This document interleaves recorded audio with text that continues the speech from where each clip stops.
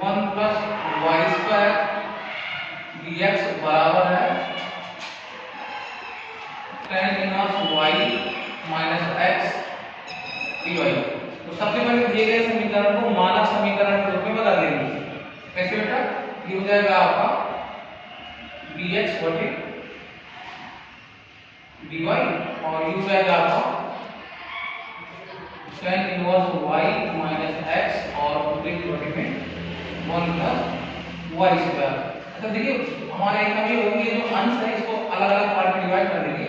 तो dx बटे dy बराबर tan इनवर्स y और 1 plus y square minus x और ये हो जाएगा आपका 1 प्लस वाई स्क्वायर। ठीक, इस पार्ट में इधर ले आओ तो ये बन जाएगा मेरे पास dx बटे dy plus 1 upon 1 plus y square into x हो गया बराबर ये हो गया आपका tan इनवर्स y बटे 1 प्लस वाई स्क्वायर। देखिए इसका जो मानक समीकरण होता है, मानक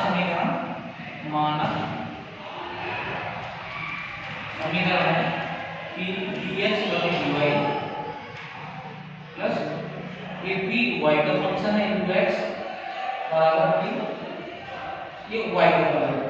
ठीक, तो ऐसे प्रश्नों में हम जब इसे तुलना करेंगे तो सबसे पहले हमें समाकल गुणांक यानी इंटीग्रेशन फैक्टर निकालना होता है। हो जाएगा समाकलन गुणांक, इसी को बोलते हैं इंटीग्रेटिंग फैक्टर। ये कैसे निकलता है? हो जाएगा e की पावर इंटीग्रेशन p अब यहाँ पर y इंटू y का ही फलन है मेरे पास। ठीक, अच्छा अब देखिए क्या करना है मुझे। p की वैल्यू क्या है आपको 1 plus 1 upon 1 plus y square. तो हो जाएगा बेटा ये बनेगा e की power integration 1 upon 1 plus y square dy। तो हो जाएगा e की पावर tan इनवर्स y का मान। ठीक, अच्छा अब देखो जो सॉल्यूशन निकालता है इसका सॉल्यूशन हो जाएगा, सॉल्यूशन बनेगा इसका कितना बेटा? ये हो जाएगा क्योंकि x की वैल्यू में था तो ये हो जाएगा x i f integration factor बराबर इंटीग्रेटिंग फैक्टर यहाँ पर q y का फलन dy। तो देखो बेटा ये निकला मेरे पास x e की पावर tan इनवर्स y और ये है बराबर इंटीग्रेशन ये सब बेटा e की पावर tan इनवर्स y और जो q y वाला फंक्शन था तुलना करने पर हमें मिल जाएगा tan inverse y 1 plus y square. tan inverse y 1 plus y square dy। बेटा इस पार्ट का मैं अलग से समाकलन कर दूंगा तो बनेगा क्योंकि इंटीग्रेशन ऑफ e की पावर tan इनवर्स y ये हो जाएगा tan इनवर्स y बटे 1 प्लस y स्क्वायर dy। मान लीजिए माना tan इनवर्स y का मान ये बराबर है तो बेटा अवकलन करें तो 1 upon 1 plus y square dy बराबर dt प्राप्त होगा। अब इस तरीके से मैं यहाँ पर वैल्यू रखूंगा, इसलिए इंटीग्रेशन e की पावर t हो जाएगा और बेटा ये हो जाएगा dt और ये हो जाएगा dt।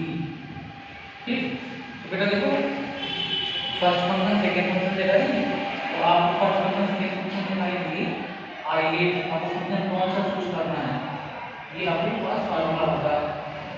होता है आपका इनवर्स फंक्शन, इसको होता है आपका लॉगरिथम फंक्शन, इससे होता है आपका अलजेब्रिक फंक्शन, इससे होता है आपका ट्रिग्नोमेट्रिक फंक्शन और इससे होता है आपका एक्सपोनेंशियल फंक्शन। तो मेरे पास क्या होता है अलजेब्रिक और एक्सपोनेंशियल है तो फर्स्ट पार्ट मुझे अब व्यक्त मानना है, ये हो जाएगा फर्स्ट पार्ट, ये हो जाएगा आपका सेकंड पार्ट।